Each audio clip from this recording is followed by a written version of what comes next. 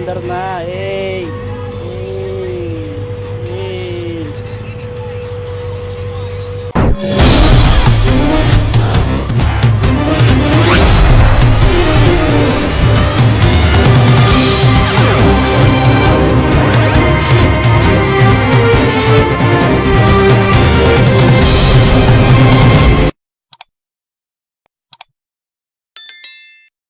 May panibago tayong content, no, sa vlog na to.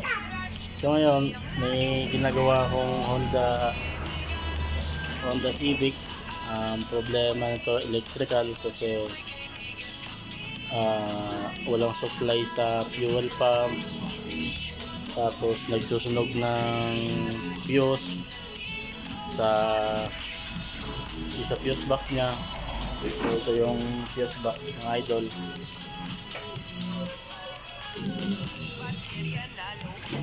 Yan.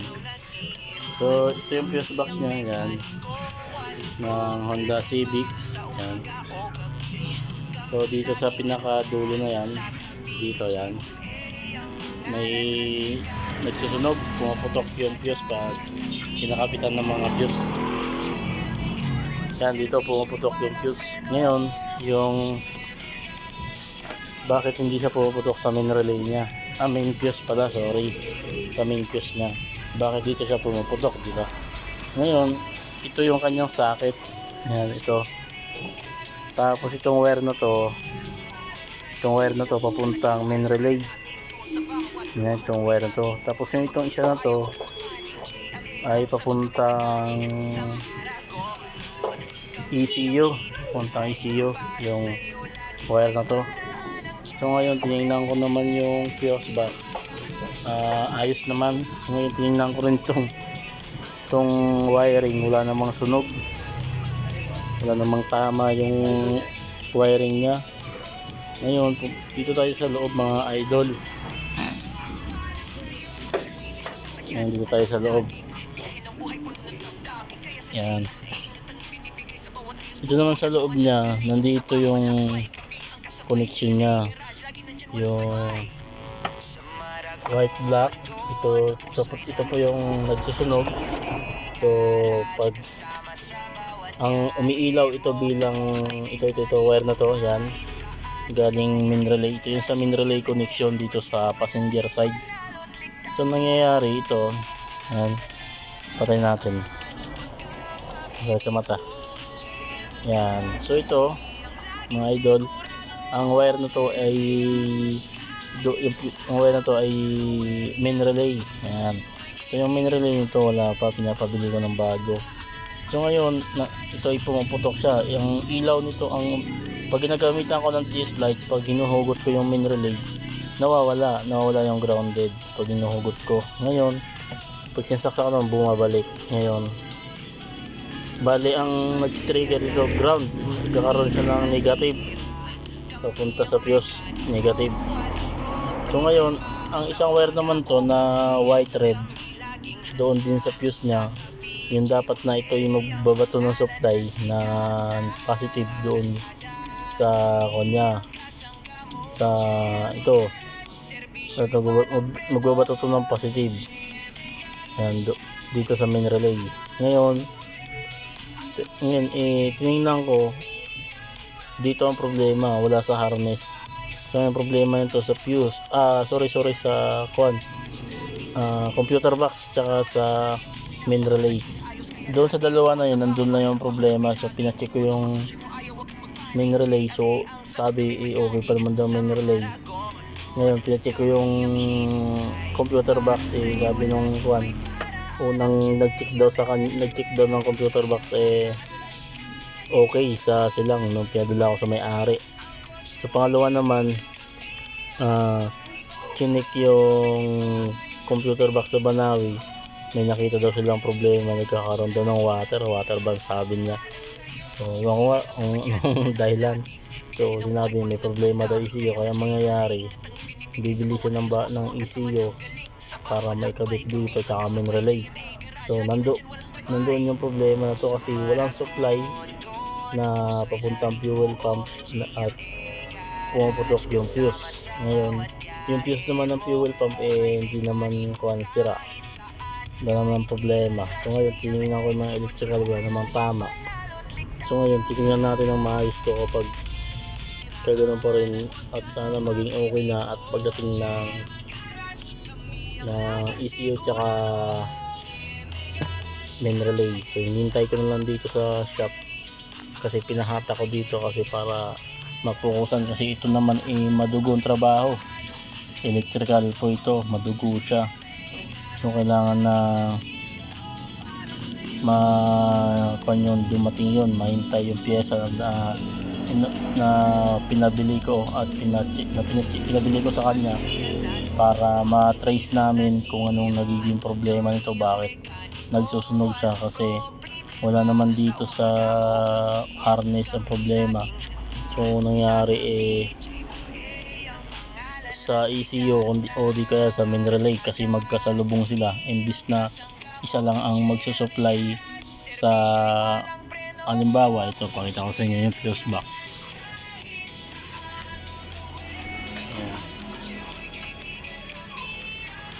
Yan, ito yung fuse box, di ba? Huwag mo isarado, huwag mo isara. Imbis na dito, halimbawa ito yung fuse niya, itong fuse niya, dapat yung isa dito ay supply na positive, tapos sa kabila magkakaroon din ng ilaw, pero dyan sa kabila na yan walang supply yan, kasi magbibigay lang yan ng supply kapag may fuse na. Kumbaga dadaan yung current, yung kuryente sa fuse papunta sa output niya o sa output niya, yung papunta sa output. Ngayon wala, pumaputok at magkasalubong nga, tiningnan ko itong part ng harness ito ay umiilaw ground, tapos yung kabila ay positive, di ba, abnormal, kaya puputok talaga ang fuse. So yun mga idol, abangan nyo po yung video pag dumating na po yung pyesa ng Honda Civic na to, Basic.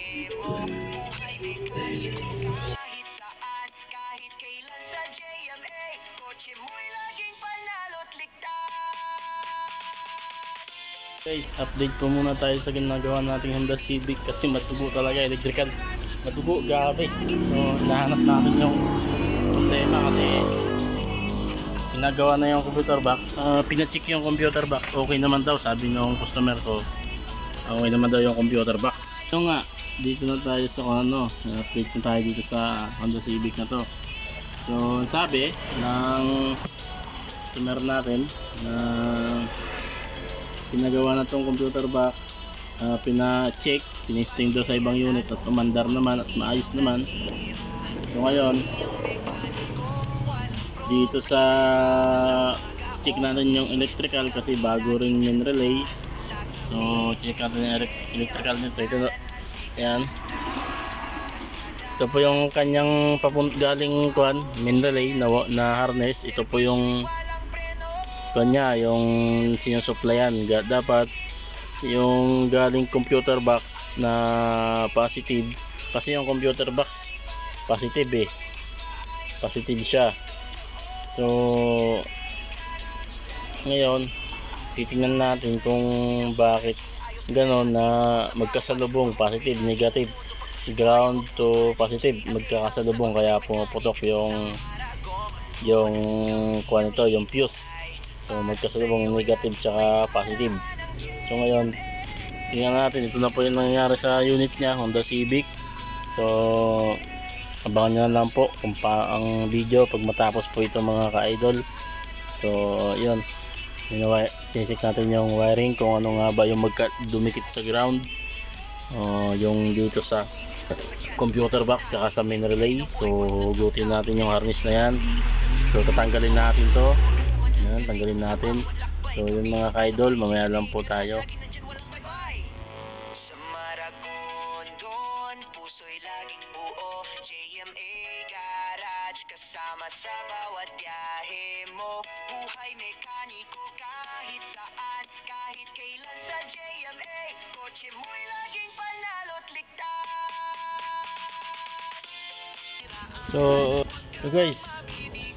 So guys, good morning everyone. So ngayon mga ka-idol, update ko sa Honda Civic na ginagawa kong electrical. So ngayon yung kwan kasi nito, fuel injector AM, kumbaga sa ang nagko-control sa lahat, sa injector, distributor, sa injector, tapos yun sa kanya dito sa fuel pump, yan nagko-control sa lahat,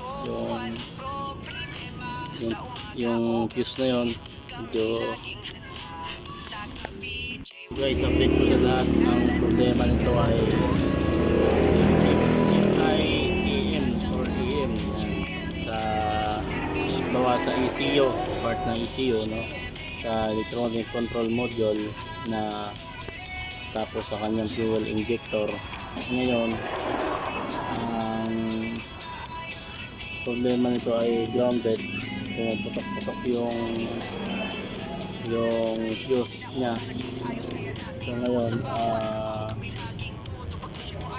tinignan ko na, so yun dito sa computer box talaga ang problema niya, mga ka-idol. Alam niyo kung bakit? Tinik ko yung computer box, dapat nga walang supply dito na lalabas na negative. Dapat ang mangyari dito positive, na para kumonect doon sa injector, kasi injector ang pinupunter yan ito. Yan ang pinupuntahan nito, injector, itong dalawang wire na to, injector.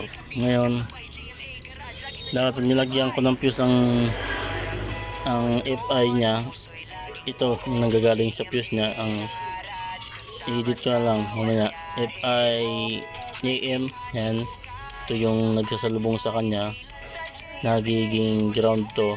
So dapat pag nilagyan ko ng fuse to na nanggaling dito, kasi ito may supply, yan, ito may supply to papunta sa fuse box. So ngayon ayaw pa rin. So yung fuse na kasi yon, meron na talagang supply yung fuse na yon, so may current na siya, may supply na siya. Ngayon ito ang problema niya, mga idol. So nilagyan ko to na, ang nangyari dito, meron naman tong supply papunta dun sa fuse box na isa. Yan, ito puntang fuse box na isa. Ngayon ang nangyari, ito naman ang salubong niya ay ground, tapos yan, ground ang salubong niya, yan, ground ang salubong niya. So ngayon puputok talaga ang fuse nito. So sinundan ko itong, pag tinanggal ko ito, yan, galing main relay, papunta yun doon sa fuel injector. So lulusot na yan dito, papunta dito sa computer box, papunta dito. Meron naman siyang sinusupply yung parang joint nya para pumunta ng injector tsaka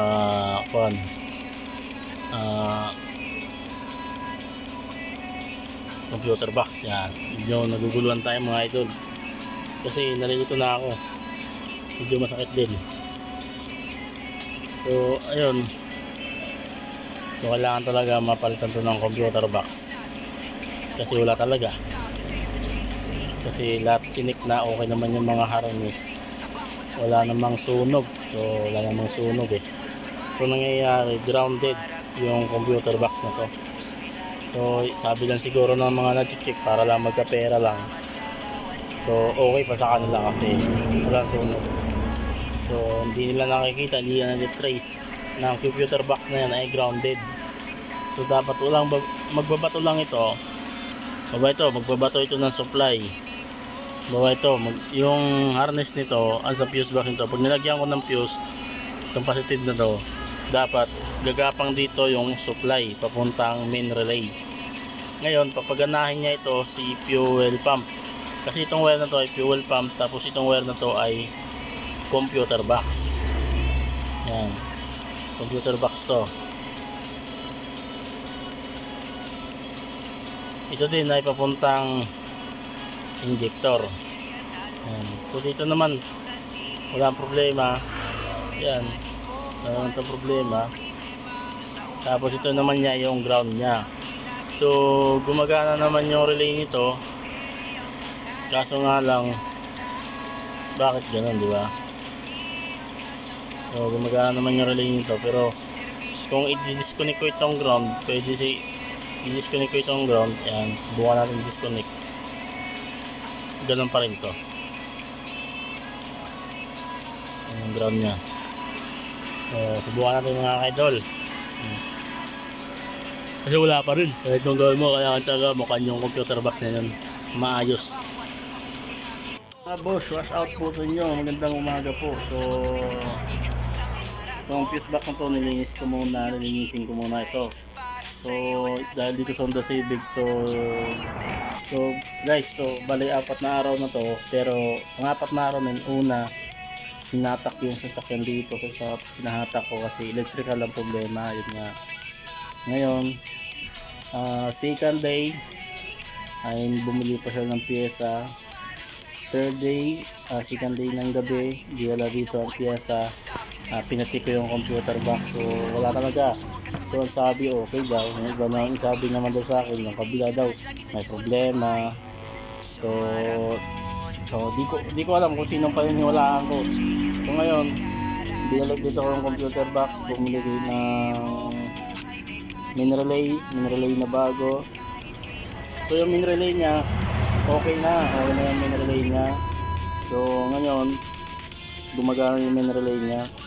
So ngayon ito naman yung fuse box nito, nililinis ko lang. So inugot-hugot ko yung fuse box nito kung sakali nandito yung grounded. Isa-isang fuse na yan, nahugot ko yung isa-isa bawat isang fuse na yan. So wala naman ako nakitang grounded dyan. So ito ang dahilan daw nung nasunog, dito daw umusok. So dito umusok. Ayan. Dito daw umusok sa wire, sa dito daw. Sa ko na yan. Diyan, so yan. Diyan umusok. Pero ang kahinat na nung sasakyan niya ay ang problema, talagang grounded. Ngayon, ito galing sa main relay. Tapos to main relay niya, pupunta siya sa pinaka connector niya, connector price daw, connector ba yan, connector na yan, yung isa doon papunta doon sa connector niya na isa, tapos yung isang wire papunta dito sa connector na isa, at yung 4 papuntang fuel injector. Kasi ang kuha nito fuel injector, ang nangyari pumuputok dito sa kuan sa pumuputok dito sa FI AM. So nilagyan ko ng fuse, ngayon hindi siya pumuputok kasi pinutol ko. Ngayon dito tayo idol, dito sa computer box niya yan. So yung dalawang wire na yan sa computer box yan, so pag dinikit ko, pag binalik ko ito yan, yung wire, mga harness na to, doon siya pumuputok yung fuse. Ngayon po doon siya pumuputok ang fuse niya, at dito ang grounded niya. Ayan, dito sa computer box. Kasi ito papunta ng injector punta na yung injector. Ayan. Tapos yung 4 na to na harness dito, nandito galing injector. Yan yung lumalabas pagka nagbubukas ito, yung para magbukas yung injector, para mabukas yung injector, yung 4 na wire dyan. So ngayon itong fuel pump nya, walang lumalabas dito na supply papuntang fuel pump. So maraming hindi niya sinupplyan kasi wala naman siyang putol, wala naman siyang nagdikit na wire sa mga harness niya. So lahat na tinignan na namin yan. So ito po yung dahilan niya, computer box mga idol. So guys, computer box talaga ang problema nito kasi nagkakaroon tong dalawa nito, puro ground ang lumalabas. Ground, so sa lubong siya. Ngayon pag kinabit ko to, so papunta kasi ito ng main relay din. Yun, ito injector, galing puntang injector, tapos papuntang connector, tapos ito papunta dito sa main relay, sa salubungan niya ground na, tapos ito supply, tapos ito magkakaroon dito ng ground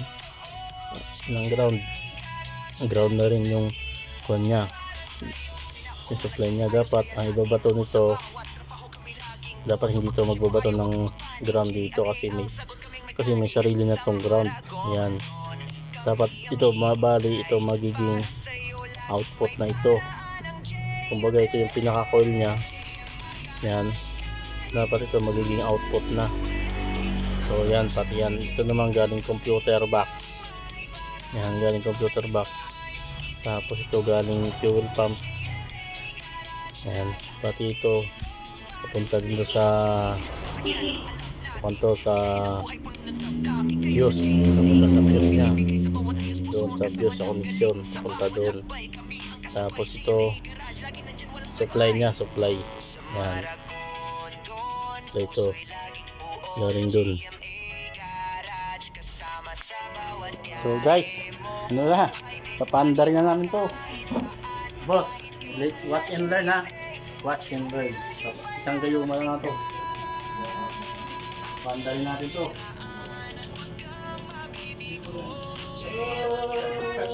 Boss, watch and learn, boss. Andar. Start now.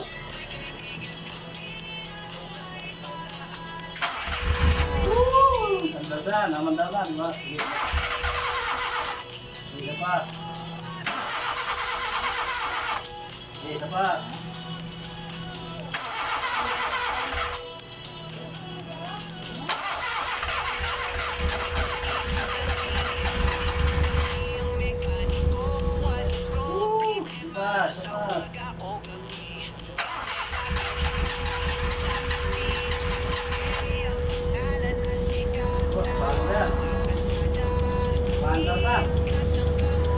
Pandar na mga boss.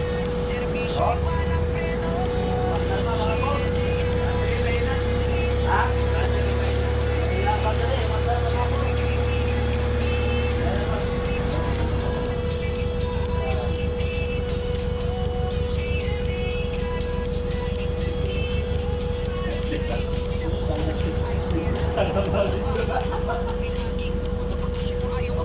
Ayan na mga boss, umagkat na mga boss. Oh. Ayan, umandar na mga boss. Oh. Computer box ang brother. Yay! Yay! Yay! Yay! Computer box grounded. Yay! Yay!